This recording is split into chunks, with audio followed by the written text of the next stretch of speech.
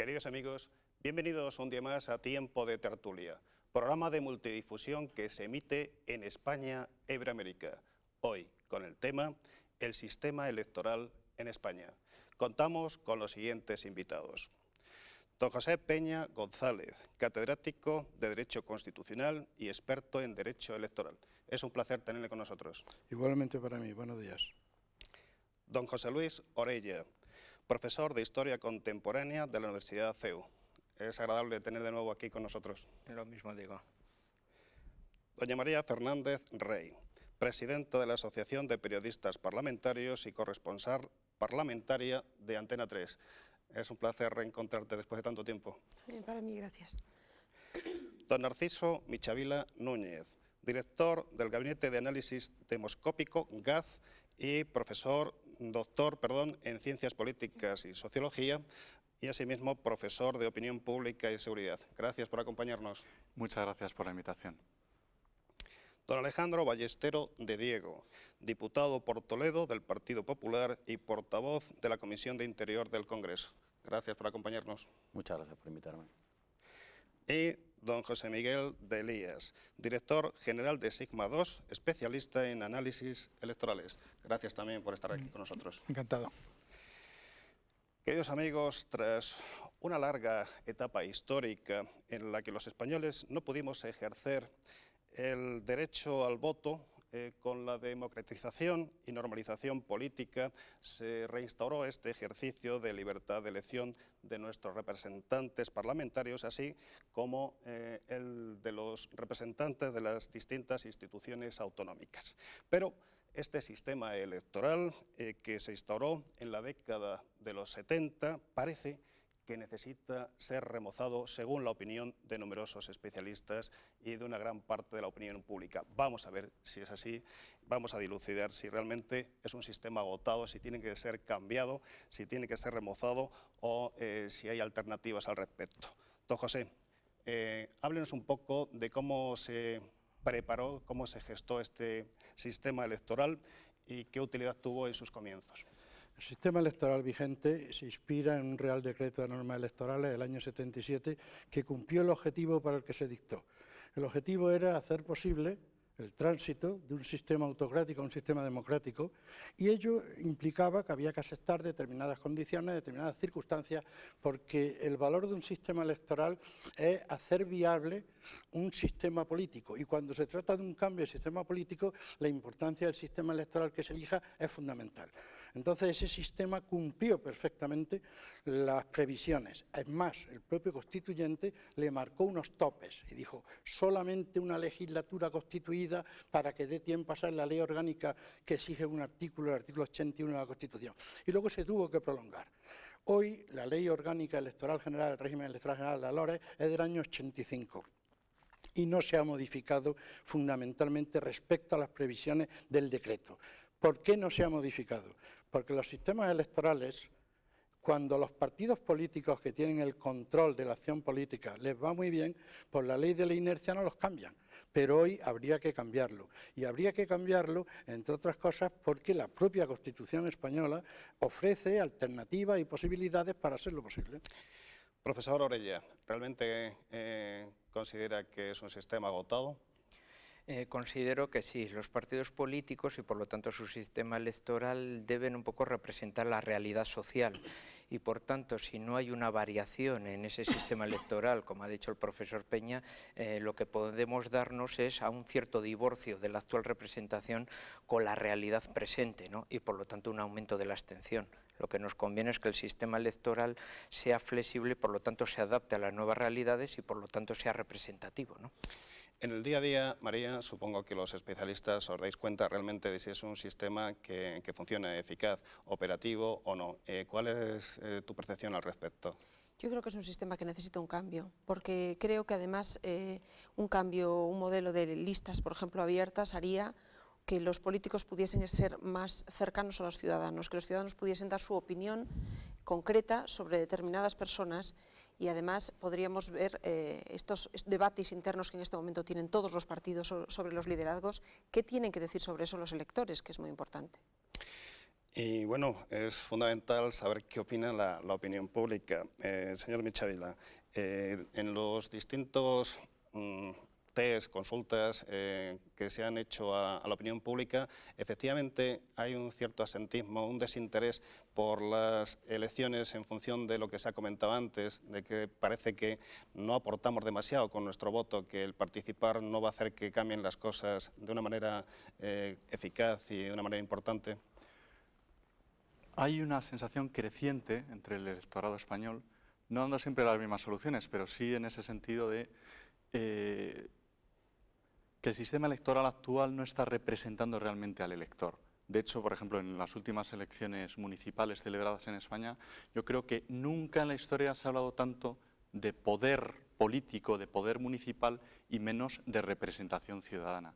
Entonces, en ese sentido sí que estoy de acuerdo con ellos, quizá no con las mismas soluciones, porque por eso hay un debate creciente entre la sociedad, pero sí que habría a lo mejor que actualizar el sistema electoral de forma que realmente los partidos políticos, antes de llegar a las elecciones, hubieran dicho de forma muy clara y transparente a sus electores con quién y cómo van a gobernar. Y en ese sentido sí que hay un desencanto creciente entre el electorado español y se va detectando.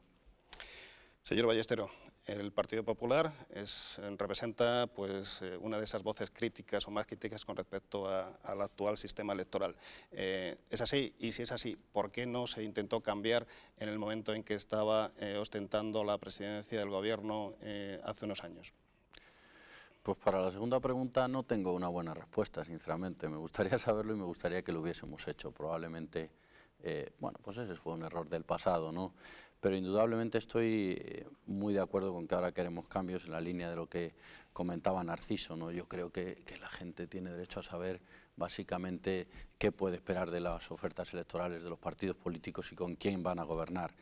Y además hay otro, yo creo que hay otro peso excesivo en el electorado español y en el sistema, y por tanto se refleja mucho en la población, ¿no? Es el nacionalismo, el peso del nacionalismo. Hay una Constitución que se hace donde el consenso es la esencia de esa Constitución y se cede mucho, pero evidentemente con el paso del tiempo, por lo menos lo que lo vemos desde el Congreso, ha habido mucho nacionalismo que ha colaborado, que ha sido muy útil, pero también su esencia es la reivindicación, y yo creo que los cauces de reivindicación de determinado nacionalismo no están especialmente bien articulados. El peso que tiene un partido que solo se presenta en una comunidad autónoma hoy en España puede ser demasiado con respecto al que yo pienso que debería tener.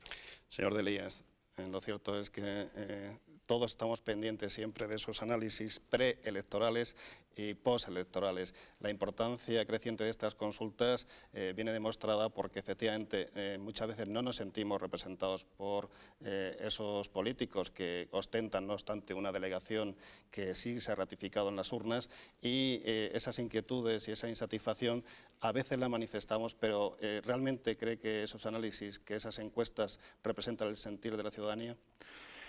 Bueno, por lo general y por lo que hemos visto históricamente, la precisión de los estudios preelectorales, al margen de posibles desviaciones, porque afortunadamente no somos máquinas y cuando se hace un análisis preelectoral, pues en primer lugar se habla de una potencialidad, la gente contesta a lo que espera hacer y no a lo que ya ha hecho, por lo tanto ya es un punto de inseguridad en el resultado. Por lo demás, en general, pues han funcionado bastante bien y han marcado lo que decimos siempre, las tendencias de lo que puede ser el resultado final, ¿no? Muy bien, vamos a entrar, si os parece, en el coloquio.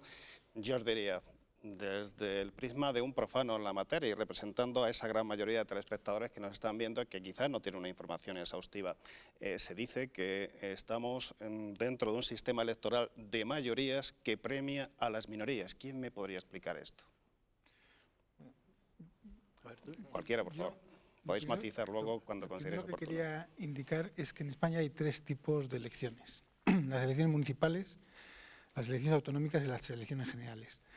De alguna manera, muchas veces se dice que el problema de la representatividad es la ley DON. La ley DON en realidad es una corrección muy pequeñita a la proporcionalidad. ¿Qué es la ley DON? La ley DON es el reparto de escaño en función del porcentaje de votos que ha conseguido cada uno de los partidos. pero hay veces que se habla de la ley DON como el elemento que distorsiona la representatividad de los diputados o de los concejales. No es así. Es decir, las elecciones municipales son muy proporcionales. ¿Por qué? Porque todos los votos tienen el mismo peso. Las autonómicas empiezan a ser algo menos equilibradas. Como se ha comentado antes, siempre se ha intentado que las minorías tengan una mayor relevancia. Por ejemplo, en las elecciones autonómicas vascas, cada una de las provincias tiene 25 diputados autonómicos, cuando Álava tiene la mitad de habitantes que Vizcaya. Eso significa que los votos de Álava valen el doble que los de Vizcaya. Y lo mismo ocurre en las elecciones generales. Se ha potenciado la representación que tienen las provincias más pequeñas, entonces el voto de Soria pues vale 2 o 3 veces el voto de Madrid. Es decir, es la circunscripción la que hace que el resultado final no sea proporcional el número de diputados que tiene cada partido con el porcentaje de votos que han obtenido. ¿Pensáis que eso es algo equilibrado, justo y que realmente representa el sentir de los ciudadanos y que es operativo para nuestro sistema político actual? El problema del sistema electoral español, o por lo menos uno de ellos, hay dos fundamentales. Uno de reparto, que se apoya en el tema de la circunscripción, y otro, como muy bien ha dicho María, en el tema de que el elector al final, al ser lista cerrada y bloqueada, tiene un control mínimo sobre la nueva clase política que va a surgir. ¿Cuál es el problema? El problema es el de la circunscripción, que ha dicho muy bien nuestro compañero. La circunscripción hace que, al ser idénticas todas las circunscripciones y en cambio tener una población distinta, lo que en técnica electoral se llama el coeficiente de representación, es decir, el número de españoles que estamos representados en cada escaño del Congreso, pongo por caso. Es diferente, y es diferente porque el sistema proporcional solo funciona realmente a partir del 9º o el 10 diputados. Con menos casi se transforma en un sistema mayoritario y desde luego disfunciona completamente el tema. ¿Cuál es el problema del sistema electoral? El de la circunscripción. Porque cuando se hace el Real Decreto de Normas Electorales nadie podía sospechar, primero, la España de las autonomías. En segundo lugar, cuando se constitucionaliza, es decir, cuando se incluye en la Constitución obligatoriamente la provincia como circunscripción, esto ya supone un hándicap muy importante, porque ya no basta con que yo cambie la ley electoral, yo tengo que cambiar la Constitución, y esto ya un poco más delicado. Y en tercer lugar, parece mentira que los constituyentes, no del año 79 o del año 82, sino del año 85, cuando se elabora, se aprueba, se promulga la LORE, no tuvieran en cuenta que ya había comunidades autónomas, y lo que ellos pedían es que realmente lo que pedían era que fuera sobre la base del territorio de la comunidad, en función de distribución por distritos o circunscripciones, como se hiciera la adjudicación de escaños. Cuando se siga haciendo por provincia, el dato que comentábamos es evidente. Es decir, una provincia que además tiene otro defecto grave, que es, eso no está incluido en la Constitución, pero sí en la LOREC, que es el hecho de que en cada provincia hay que asignar, están ya asignados 2 diputados de entrada. 2 diputados de entrada, que si lo dejáramos, por ejemplo, en uno, significaría ganar 50 diputados. Pero a su vez, si nos apoyáramos en el artículo 68 de la Constitución, que te da un margen, te deja una horquilla de 300 a 400 diputados, en vez de haber seguido el pie forzado de la famosa ley para la reforma política, que los situaba en 350, podríamos llegar a 400 sin cambiar la Constitución. Con lo cual, por ahí ganábamos 50. Por la disminución mínima del mínimo de 2 a 1, ganábamos 50. Podíamos en un primer momento, sin cambiar la circunscripción provincial, ganar 50 escaños, con lo cual 100 escaños, con lo cual mejoraríamos, en cierto modo, yo creo, el coeficiente de representación, creo yo. Señora Michela. Sí, yo estoy de acuerdo en que en la mayoría de la sociedad lo que no entiende es por qué el voto en un sitio vale más que en otro. Pero el debate no viene por el hecho de que el voto del turolense o del soriano aquí en España valga muchísimo más que el de un madrileño o un barcelonés, porque de hecho luego esos representantes de Soria o de Teruel no actúan en bloque, por ejemplo, a la hora pues, de la aprobación de los presupuestos o de aprobación de leyes, etcétera. El problema viene cuando los partidos políticos posteriormente sí están actuando en bloque. Yo creo que es bueno, y nadie discute, porque además en casi todos los sistemas electorales sucede que las regiones menos pobladas esos ciudadanos tengan más representación. Y en España no se discute, porque los intereses de las grandes ciudades pues, son mejores defendidos, aunque su voto valga menos. El problema viene cuando tienes partidos políticos que, aunque tengan la misma representación que les da sus escaños, no olvidemos que el sistema electoral, en realidad, quien está perjudicando no es a los partidos nacionalistas, está perjudicando al tercer partido de ámbito estatal. Ahora Izquierda Unida, en su día el Centro Democrático y Social o UCD. Lo que pasa es que cuando tenemos una situación tan igualada, al final los presupuestos se están negociando con muy poquitos escaños nacionalistas. Y cuando se han superado en esta legislatura, se han saltado todas las líneas rojas de contención y leyes tan importantes como la Ley de Defensa Nacional o los estatutos, por primera vez en la historia de la democracia española, no se han consensuado entre los dos principales partidos, sino con esos partidos minoritarios, es entonces cuando la gente siente que algo no está funcionando. Entonces, coincido con que si fuéramos hacia un sistema más proporcional, se daría el peso real de los votos y no el peso de pequeños partidos minoritarios. María. Yo creo que lo que estás diciendo es lo que cada día vemos y sufrimos, digamos, la gente que trabajamos relacionada con el Parlamento, porque estamos viendo que los adalides de la reivindicación son los partidos como Esquerra Republicana, partidos nacionalistas, que están muy premiados por el sistema electoral, cuando realmente, como decimos nosotros, aquí el único que se queja con razón es Llamazares, y es verdad. O sea, es decir, Llamazares es una fuerza residual en el Parlamento, no tiene a la hora de repartir tiempos, a la hora de repartir espacios, casi un lugar que le corresponde por representación. Hay muchas más personas que lo votan, y al final ocurre que tiene muchísima voz, muchísimos tiempos en los debates importantes, en el debate del Estado-Nación, muchísimo espacio para colocar sus iniciativas partidos como Esquerra Republicana, que representan a muy pocos ciudadanos a nivel nacional, ¿no? Entonces, todo este tipo de cosas, en lo que a mí me preocupa más, es en que todo este tipo de cosas, cada una en su medida, y lo que decía también de las listas abiertas, que yo particularmente creo en ellas, pero puede haber distintas formas de verlo, todo al final lo que contribuye es alejar política y ciudadano, y la brecha cada día es más grande. Entonces, cada vez que veo una encuesta, una estadística que dice cómo está, bueno, cualquier informe del CIS que me llega periódicamente y veo cómo se puntúa a la política, me parece tan injusto, porque frente a eso que dice la gran mayoría de la gente cuando le preguntan de los políticos están muy bien pagados y no hacen nada, los diputados tienen mucha cara y no trabajan, frente a eso mi experiencia de 10 años en el Parlamento es que hay políticos que trabajan muchísimo y otros que trabajan menos, y desde luego que los políticos de nuestro país están muy mal pagados, y eso nos obliga a que personas valiosísimas que no se dediquen a la política porque pierden mucho dinero, ellos y sus familias, porque no pueden afrontar la hipoteca. Es otro debate, pero forma parte del mismo.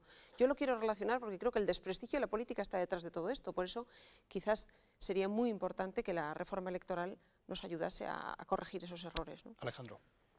Yo creo, en relación con lo que acaban de decir María y Narciso, yo creo que en la esencia de la democracia hay que analizar cómo se siente representada la gente, el ciudadano, ¿no? Y toda solución que demos a los defectos de nuestro sistema de hoy tiene que ser preguntándolos a ellos.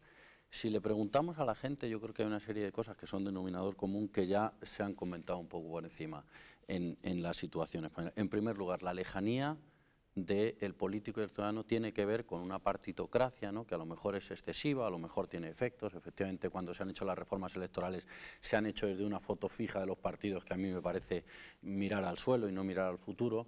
Y una de las cuestiones claves es que cada vez hay más medios de comunicación, mejores, más directos, y efectivamente la gente se siente lejos del ciudadano. En ese sentido, las listas abiertas, modulándolas también, porque podemos cambiar de una partitocracia a una dictadura del dinero, donde aquí sea representante del pueblo quien más dinero tenga para pagarse una campaña. Luego, todo tiene sus matices, pero evidentemente cualquier cosa que acerque al ciudadano con el representante es positiva. Yo creo que ahí las listas abiertas serán un paso adelante.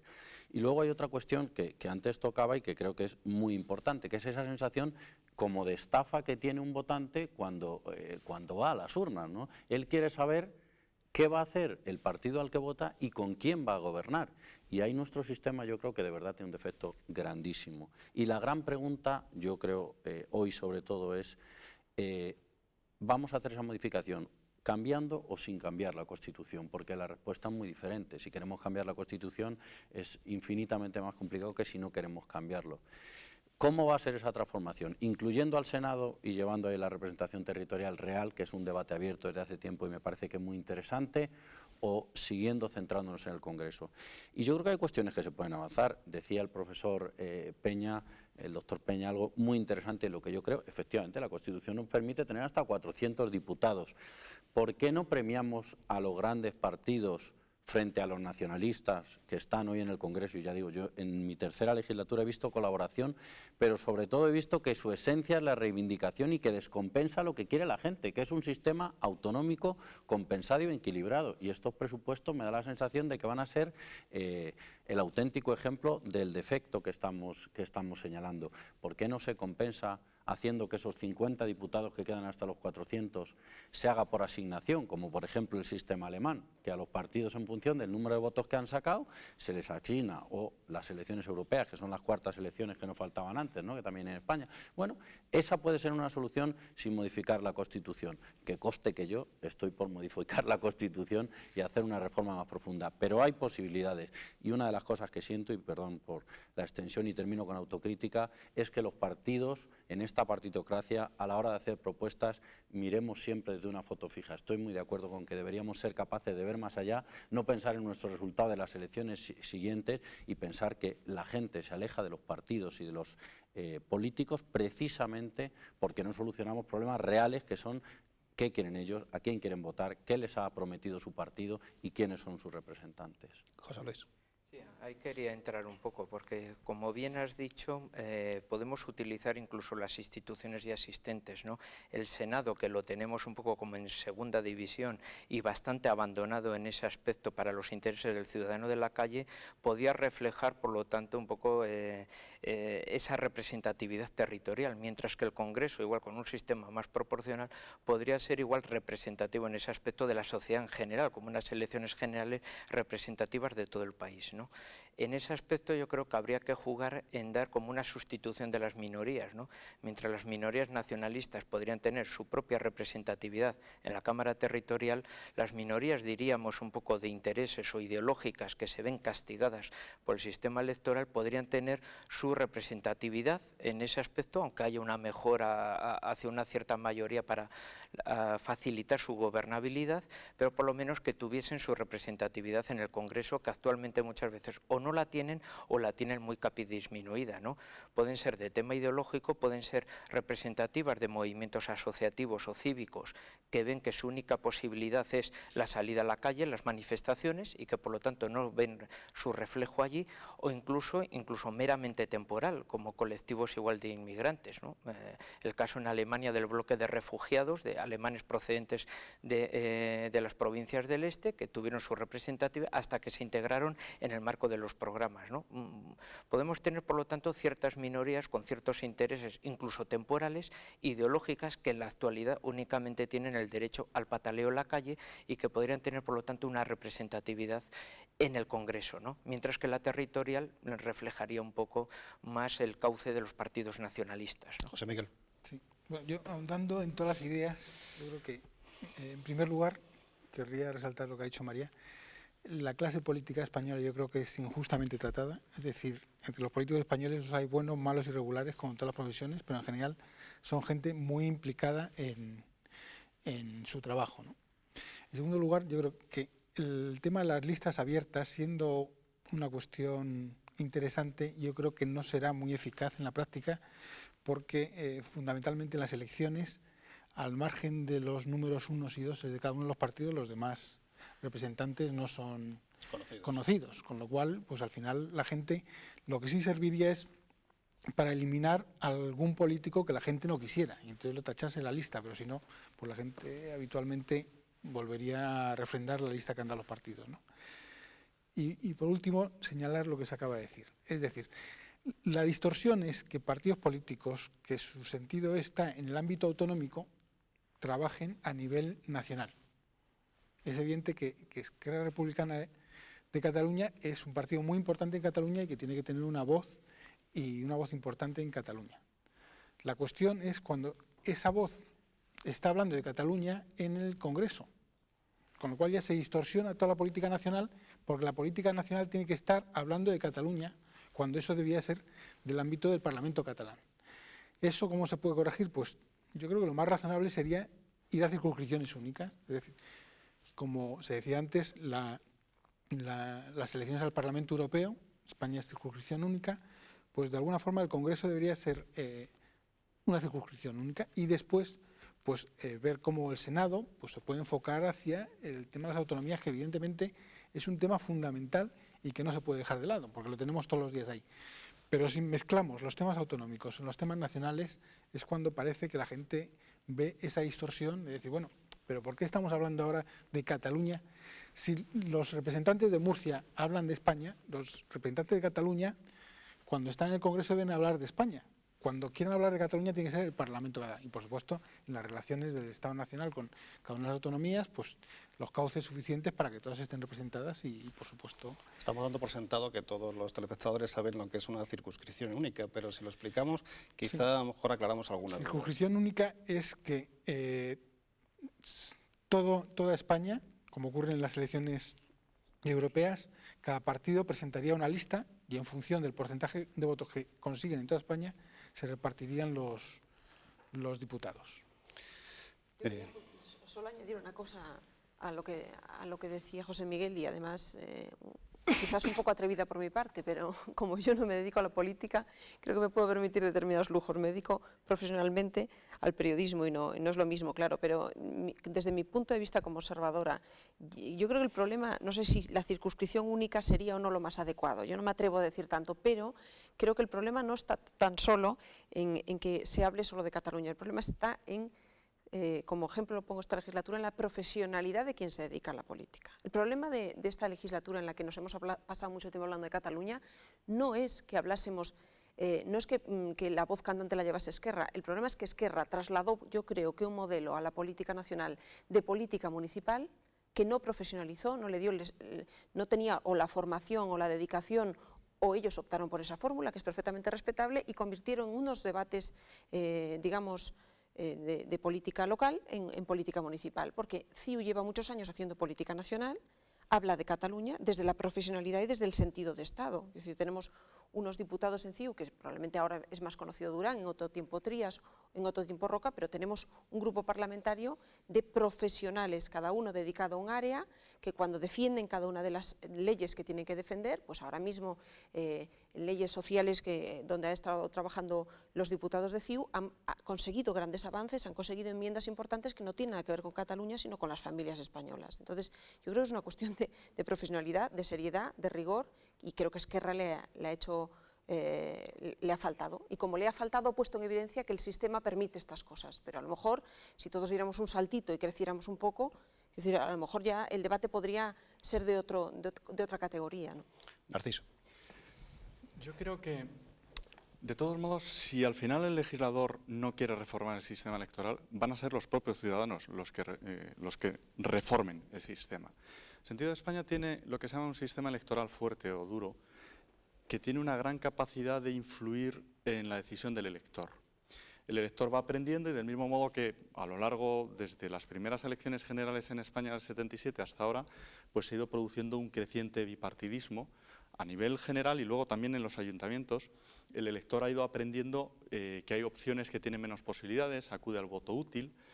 Por ejemplo, en el 77 pues un 7% de los votos no fueron a ninguna candidatura y sin embargo ahora pues esas cifras ya están en el 3%. Pues del mismo modo que ha ido aprendiendo eso, está ahora aprendiendo también que si quiere apostar por partidos pequeños que son bisagra y tienen mucho poder, tiene una opción. Pero si lo que busca es posiciones más moderadas y más mayoritarias, entonces lo que va a exigir, y ya está sucediendo, es que ese partido mayoritario, antes de acudir a las urnas, diga cuál va a ser su posición. En estas elecciones municipales ha sucedido mucho, ha habido análisis, se ha personalizado en candidatos y tal, pero yo creo que la falta de claridad de algún partido mayoritario le ha pasado factura clara en la Comunidad de Madrid, en la Comunidad Valenciana, en muchísimos municipios, y veremos dentro de 4 años todavía más, Porque claro, el elector dice, yo he votado por este partido mayoritario y al final la llave en mi ayuntamiento la tiene ese partido minoritario y pequeño. Entonces, ese proceso lleva unos años sucediendo y ese proceso, si los dos mayoritarios, el Partido Socialista y el Partido Popular, no son conscientes de eso y de antes de acudir a las urnas decir yo no voy a pactar, no voy a entregar el poder, la representación a esos partidos minoritarios más radicales, al final este proceso que ya hemos visto en estas elecciones se acentuará de forma mucho más acusada. Alejandro. Y a mí mi experiencia en este sentido me dice que la realidad es que ni se puede ir al notario a decir con quién va a gobernar uno, ni la factura se cobra inmediatamente, que sería lo oportuno. Por tanto, yo sí abogo, estando de acuerdo con el análisis, sí abogo por el cambio en el sistema.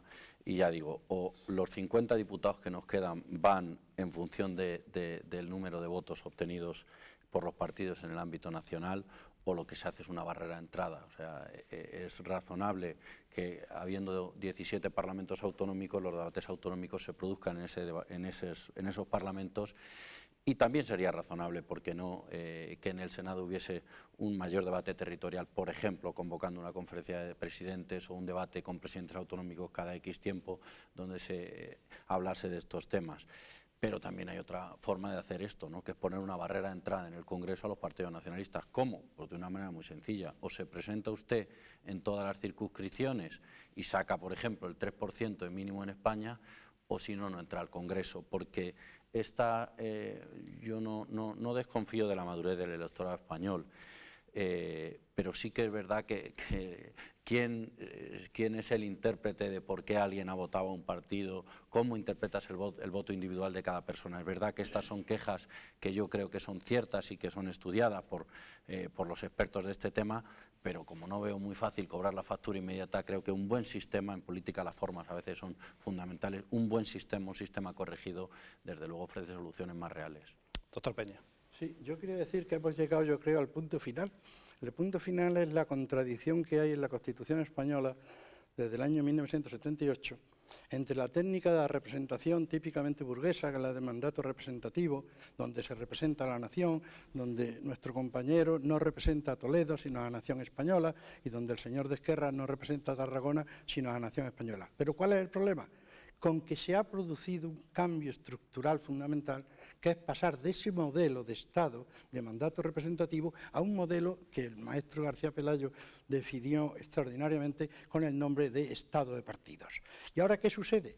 Que esos estados de partidos son los partidos los que se interfieren en la representación entre el concepto de nación y el elector.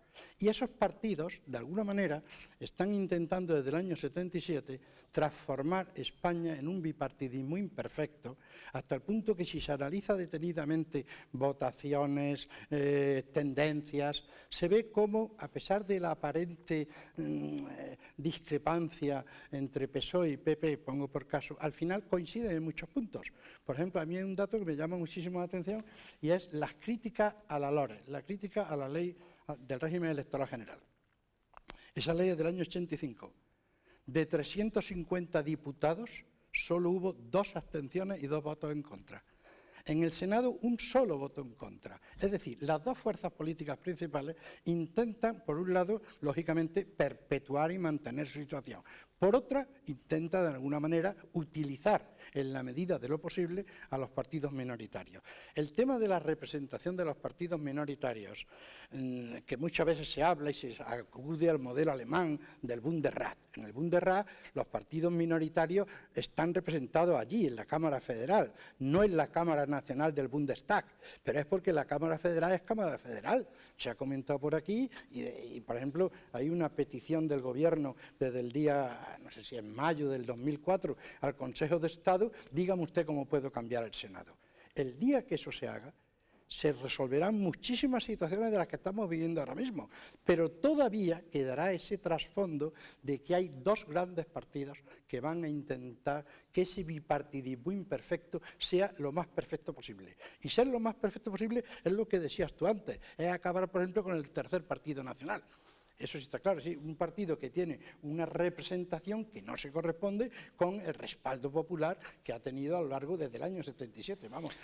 Por tanto, para aclararnos, insisto, desde el punto de vista de las personas que tenemos menos conocimientos sobre el tema o que tenemos una visión que está pues mediatizada por lo que podemos escuchar a través de los más media.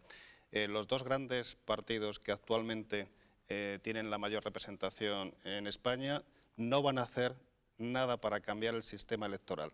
Y los pequeños partidos están beneficiándose de una forma directa e indirecta de dicho sistema. ¿Es posible, por tanto, el cambio? Eso es voluntad política, eso tendrán que decidirlo. Yo lo que digo, por ejemplo, es la ley de partidos políticos.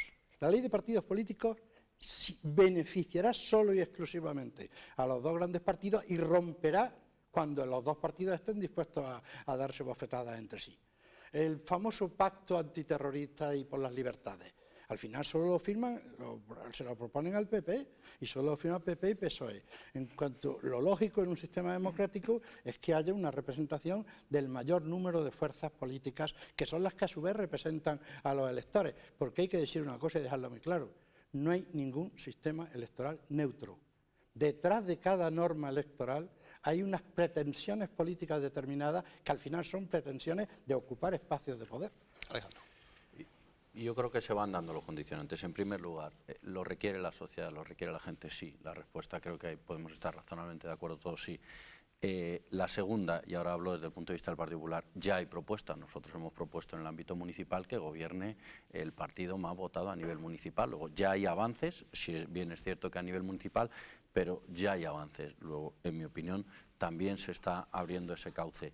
Y en tercer lugar, y vuelvo a responder en cuanto a mi partido, en el ámbito nacional habrá gente, y ahora yo no sé si los partidos quieren ir, los dos grandes partidos queremos ir hacia una bipolaridad imperfecta. No, yo creo que los partidos, por desgracia, lo que queremos es acumular el máximo poder posible, en el buen sentido, en el mejor sentido de la palabra, para hacer aquello que son nuestros proyectos.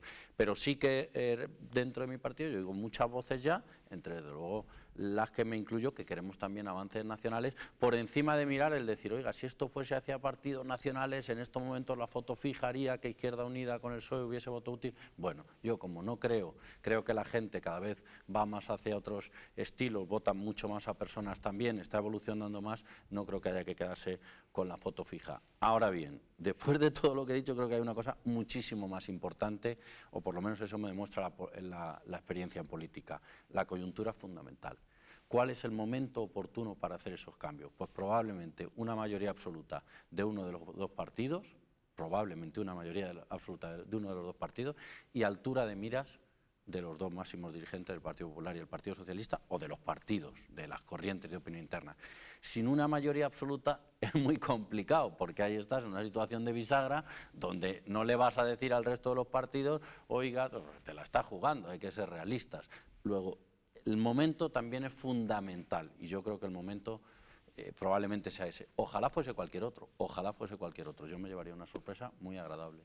José Luis. Sí, pero quizá tendría que ir también de una manera paralela, igual que se quiere una mayor representatividad en el Parlamento que refleja la sociedad, también la propia representatividad de las ciertas sensibilidades dentro de los partidos. Eso puede ser muy creíble, pues como decía María antes, con listas abiertas de los políticos que ayuda a filtrar, pero incluso como en el modelo italiano, ¿no?, con la creación de corrientes internas que permita un poco esa flexibilidad, porque ahora quizá los partidos mayoritarios están reflejando que son dos máquinas electorales muy perfectas, pero dentro de las cuales la discusión interna ideológica, pues en fin, es bastante criticada, porque el que tenga una opinión bastante renovadora del discurso oficial, pues puede quedarse sencillamente en el puesto 26, ¿no?, y por lo tanto imposible de salir. Por tanto, eso posibilitaría que los partidos fuesen más democráticos, me explico, el que concurriesen con listas propuestas por dichos partidos, pero abiertas, supondría que tendrían mayor representación esas corrientes internas, o que realmente el discurso oficial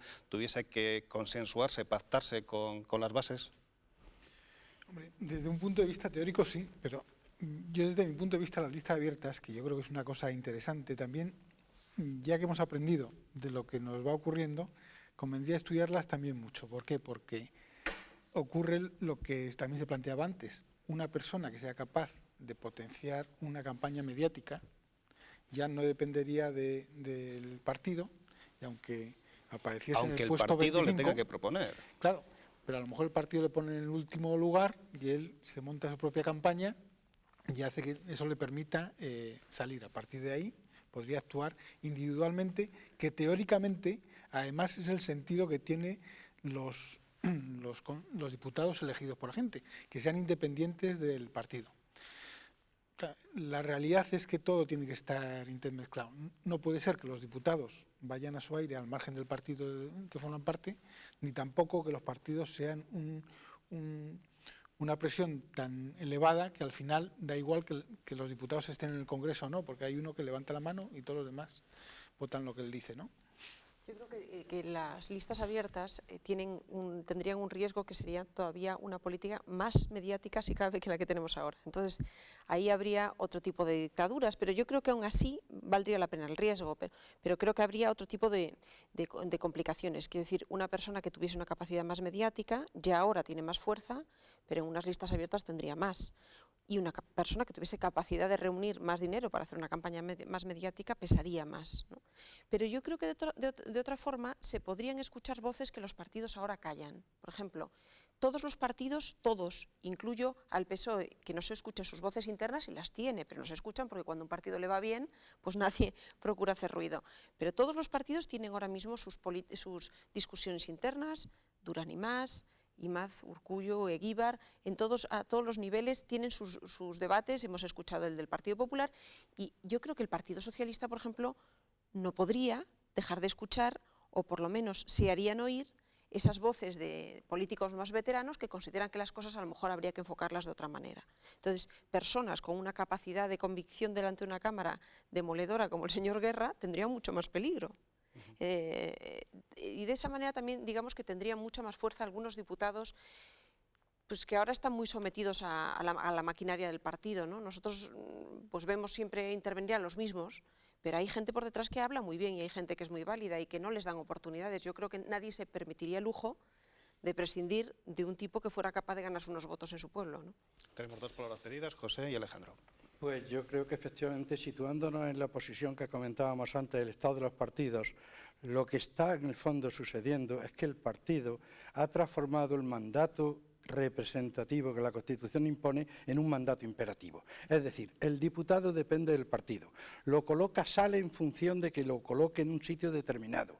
Pero no solamente eso, y eso que hemos mejorado mucho las técnicas, sino que el partido es el que controla la vida política, económica, laboral de ese diputado. Hemos mejorado mucho las técnicas. Yo recuerdo el año 1979, en las elecciones legislativas del 79, los partidos políticos, sobre todo uno de ellos, a todos sus candidatos les mandó un documento obligándoles a firmar que en caso de que por cualquier circunstancia el partido decidiera no contar con él, él renunciaría automáticamente al escaño de diputado. Eso ha pasado en España, el año 79 tuvieron que intervenir los tribunales. Un poquito más adelante se mejoró la técnica. La técnica, puesto que tú ibas directamente contra la Constitución imponiendo un mandato imperativo, se cambió y mejoró. Y consistía en que tú eras candidato y aceptabas a priori que tenías una deuda reconocida con el partido porque había él cargado con todos los gastos electorales.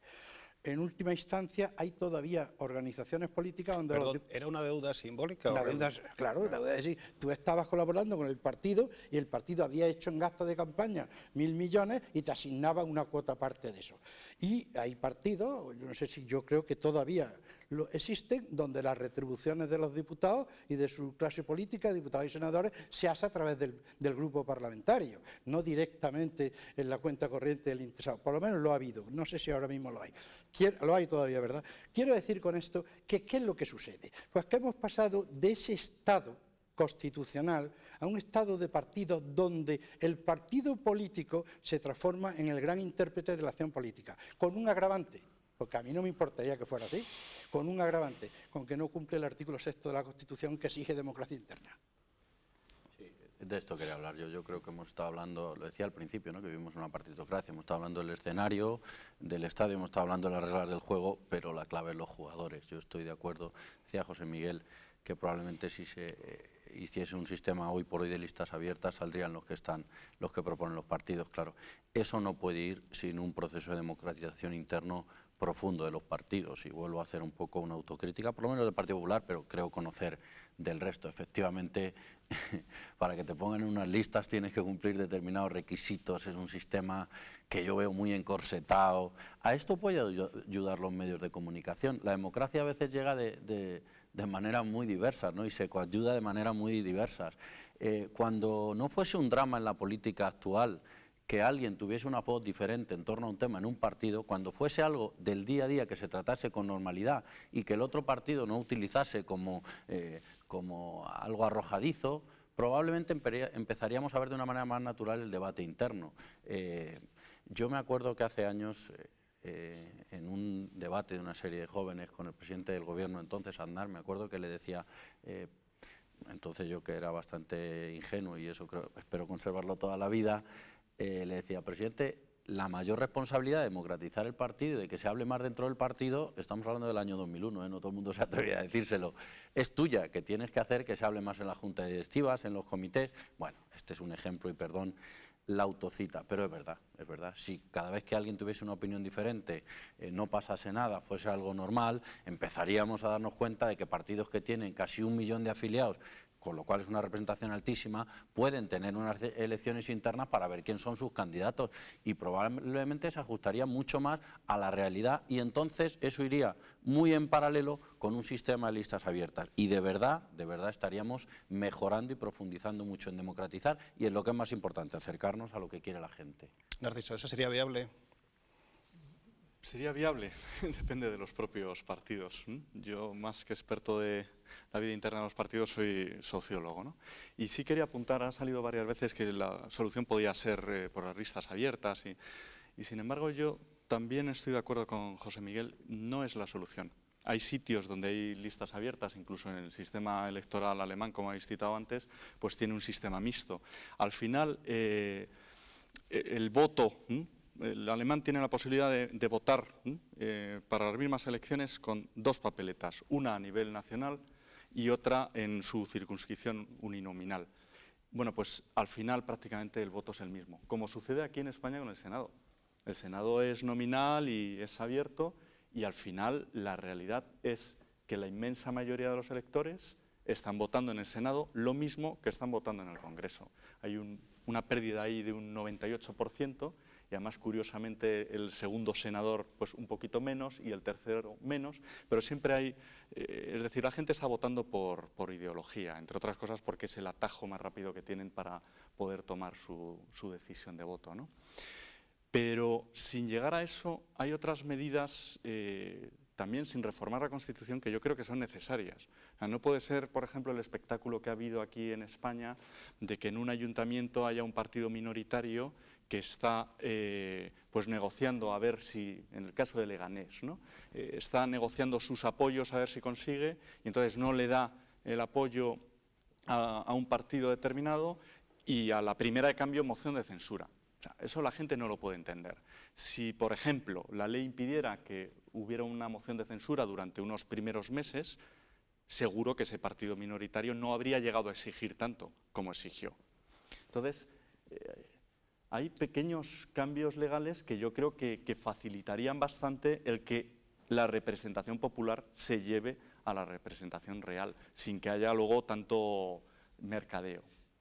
Pero yo estoy de acuerdo con eso, por ejemplo, en el hecho de que se demorase en el tiempo la posibilidad de presentar una moción de censura, pero no en lo otro. No en lo otro porque sigo diciendo que un diputado o un concejal representa al colectivo. Por lo tanto, lo que no podemos a priori es decir que vote el partido más votado. No, mire usted, vote aquella fuerza política o conjunto de fuerzas políticas, por eso se inventaron las coaliciones débiles y fuertes, que tienen la representación de la mayoría de la colectividad, o nos cargamos el modelo de representación. Si es que al final la vida política viene muy marcada por unos criterios previos. Entonces, si aceptamos la teoría de la representación, el que tiene que mandar a nivel nacional, a nivel regional o a nivel local, es aquel que represente a la mayoría, al conjunto mayoritario, aunque él no la tenga a título personal, pero que la pueda tener. Eso es muy importante, porque eso es la base del sistema representativo. Si no contamos con eso, pues estamos cargándonos la estructura, el esqueleto fundamental de la teoría de la representación. ¿Qué es más práctico lo otro? ¿Qué es más práctico y más efectivo decir, oiga usted, que gobierne, cámbiese el sistema electoral? Bueno, nosotros sabemos todo una cosa. En un sistema electoral mayoritario puede darse el caso que gobierne, eso se hace en Inglaterra y por eso han tenido que aplicar la ley del cubo y otras cosas, que gobierne el partido que a nivel nacional tiene menos votos y sin embargo tiene más diputados. Pero eso sabemos que el sistema mayoritario, desde Stuart Mill hasta nuestros días, ya sabemos que es un sistema fáctico, práctico a la hora de constituir gobierno, pero evidentemente injusto. Por eso digo que no hay sistemas electorales neutros. Cuando la clase política decide esto o decide lo otro, sabe lo que está decidiendo y por qué lo está decidiendo. Y en cualquier caso, que siempre partamos de la idea de la representación, que es la representación del conjunto, aunque yo ese conjunto no lo tenga a título íntegro mío, sino que sea a base de que él busca coaliciones que son legítimas, que están permitidas en todos los países, bien fuertes o bien débiles. El Partido Popular es el resultado de una coalición. Una coalición que en su día fue Coalición Popular, que luego fue aglutinando en la Democracia Cristiana de Óscar Alsaga, el Partido Liberal. La UCD, que fue una de las grandes autoras de la transición, fue el resultado de una coalición. Por lo tanto, no, el PSOE ha intentado por todos los medios coaligar dentro de sí mismo fuerzas políticas que el año 1977 eran radicalmente opuestas. El PSP de Tierno con el PSOE histórico o con el PSOE de Sirán. José Luis. No, y además es que las coaliciones, como bien has dicho, marca también un nivel de educación en la ciudadanía a la hora de comportarse políticamente. El que prohíbas más o menos con una ley o restrinjas su derecho a formar coaliciones, estás casi diciendo que en cierta manera que la ciudadanía es inmadura para cierta toma de decisiones, ¿no? Las coaliciones yo creo que permiten rebajar, por lo tanto, ciertos planteamientos también de los políticos, les obliga a un mayor consenso, a una mayor negociación y también precisamente a esto, que haya una sociedad más plural y mejor representada, ¿no?, en el poder. José Miguel. Abundando en todo esto, yo creo que tenéis razón en lo que decís. Es peligroso que de cara a la eficacia se formulen reglas que al final distorsionen el sistema. Es decir, no tiene sentido que el partido más votado sea el que gobierne. Sí se podría hacer eso a través, de nuevo, de otra reforma, pues de una segunda vuelta. Es decir, hasta aquí han llegado todos los concejales de un municipio y ahora vamos a votar el alcalde. Y el alcalde se vota entre las dos fuerzas más votadas, pues lo que vote la gente, y ahí sí sería una representación legítima de la mayoría de la gente que ha votado por la alcaldía, ¿no? Pero tal y como está en la situación actual no tiene sentido, porque a lo mejor un partido mayoritario es representante del 25% de la población, mientras que los demás tienen el 10, el 12, lo que sea. No, sería absurdo que ese partido fuese el que llevase el ayuntamiento adelante, ¿no? Bien, nos queda poco tiempo, el suficiente, no obstante, para que hagamos previsiones, para que también aportemos bueno, pues nuestras conclusiones respecto a lo que hemos estado analizando. El sistema electoral español actual va a permanecer. Pensamos que después de estas elecciones generales puede cambiar. Hay partidos que realmente están abogando por ello o simplemente responde este deseo de cambio a esos representantes más díscolos o aquellos que no acatan las consignas oficiales. José, ¿qué piensas? Hombre, yo personalmente veo muy difícil el cambio, entre otras cosas porque los que lo pueden hacer, nosotros podemos opinar desde fuera, pero a los que lo pueden hacer no les interesa hacerlo. Esa es la historia. Hemos oído a todos los políticos de todas las tendencias hablar y luego cuando llega la hora de verdad, cuando ellos tienen su mayoría absoluta que les permitiría el cambio, no lo hacen. Esa es la gran verdad. Entonces, lo que sí sería prudente, en mi opinión, para mejorar un poco los coeficientes de representatividad, sería hacer simplemente dos cositas que ya se han comentado aquí en esta tertulia. Por un lado, aprovecharnos de la posibilidad de la horquilla hasta los 400. Por otro lado, rebajar la representación mínima de 2-1, ganar 100 diputados, con lo cual ya no repartimos 248 como repartimos ahora, repartimos 358. Hombre, y eso ya es mejorar bastante el nivel de representación. ¿Y eso sería más fácilmente aceptado? Hombre, yo creo que eso, si quisieran el PP y el PSOE, estaba hecho. Lo que pasa es que tienen que querer. Y el problema es que en sistemas electorales hay una ley que rige a rajatabla, que es la ley de la inercia. Mire usted, si yo con este sistema electoral he ganado unas elecciones, esto no lo cambio, vamos, de ninguna manera. Hay una cita histórica, además, que la recordamos todos. Son las famosas elecciones del 79. En las elecciones del 79, un ilustre político socialista dijo que ya estaba harto de que en España votaran las hectáreas y no votaran las personas. Y que, desde luego, el día que su partido llegara al poder, lo primero que hacía es cambiar el sistema electoral. Porque si llegaba con la suficiente mayoría, puesto que hay exigencia de reserva formal de ley orgánica, tener 176 diputados para cambiar el sistema electoral. Ese partido llegó al poder, estuvo en el poder varias legislaturas con mayoría absoluta y no lo cambió. Los partidos normalmente no los cambian porque les beneficia. José Luis. Hombre, yo creo que en ese aspecto, para cambiarlo, tienen que ver los partidos políticos un cierto miedo de una sociedad organizada, de una sociedad que puede organizarse a través de plataformas de ciudadanos, etcétera, y que pueden tener el miedo de que esas plataformas, por sus reivindicaciones, al no verse representadas los partidos, puedan tomar un protagonismo como partidos alternativos, ¿no? Eso es lo que puede dar, por lo tanto, el que los partidos políticos, por su propia supervivencia y ante miedo a la abstención y a la aparición de fenómenos tipo como los verdes o otro tipo de populismos, etcétera, pueda llevarse a una reforma de la ley para evitar, pues en fin, otro tipo de protagonistas novedosos cuando la ciudadanía quiere, en fin, ver sus problemas reflejados en el Parlamento, ¿no? María. Yo creo que hace falta otro tiempo político, otro tono político, otra altura de líderes. Quiero decir, creo que tenemos que llegar a otro momento en que las cosas estén más serenas y se pueda hablar de otras cosas. Y sobre todo hace falta que sigan viéndole las orejas al lobo, viendo que en las encuestas cada día están más separados de los políticos y la sociedad están cada día más distantes. Y vean que esta situación hay que cambiarla, que a ellos les afecta, que en el Congreso intentan cambiar su reglamento interno desde hace, creo que son 15 años, y no hay manera. Entre otras cosas, tienen que subirse el sueldo y eso no lo admite la clase social, la sociedad. Pero si la sociedad supiera realmente, se sintiera más representada y valorase un poco más a la clase política, podrían hacerlo, ¿no? Yo creo que la sociedad tiene que presionar más y desde luego tiene que haber otro momento político. Ahora mismo no se puede hacer lo más pequeño, donde vamos con lo más grande, ¿no? Narciso. Creo que si el legislador, el político, no es capaz de respetar más la voluntad de las mayorías, al final van a ser las propias mayorías las que vayan hacia ello.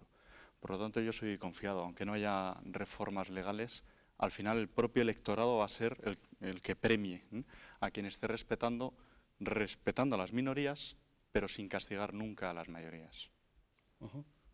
Alejandro. Bueno, yo casi me llevaría un mandato, ¿no? Estoy bastante de acuerdo con casi todo lo que se ha dicho. Y dicen los chinos que las caminatas de 1000 kilómetros empiezan por el primer paso. Por eso yo apuesto por que se empiece a hacer cambios. Por ejemplo, el tema de las 2 vueltas, o que en los ámbitos municipales quien gobierne sea el candidato más votado, y pienso que eso nos irá quitando miedos también a los políticos. Pero en todo caso, por desgracia, por no ser solo optimista, la coyuntura es fundamental y tiene que ser otra. José Miguel. Bueno, pues en definitiva yo creo que lo que hemos visto aquí es que avanzar hacia cuestiones prácticas que además sean representativas no es tan fácil. Y de alguna manera yo creo que el futuro, yo pienso que es optimista desde el punto de vista de que será una mezcla de los dos. Los partidos políticos, lo único que dije, pues no les afecta en absoluto la abstención, les afecta la abstención que les perjudica a ellos. La abstención que perjudica al contrario les encanta. O sea, que ese tipo de elementos no va a hacer cambiar la situación, pero sí una mayor concienciación ciudadana del peso y la representatividad y una mayor concienciación de los políticos que haga que necesitan conectarse más con la gente. Estamos hablando del tema de los sueldos. Es un tema muy complicado porque la clase política y los sueldos que tienen es una cosa completamente oscura para la población. Entonces, en cuanto aparece un sueldo de un político, la gente se lleva las manos a la cabeza. Yo me acuerdo de una encuesta que hicimos cuando Pilar Miró era directora de Radio Televisión Española, y me parece que se cobraba unas 300.000 pesetas por ser la directora de Televisión Española, lo cual no parecía en aquel momento un sueldo demasiado grande.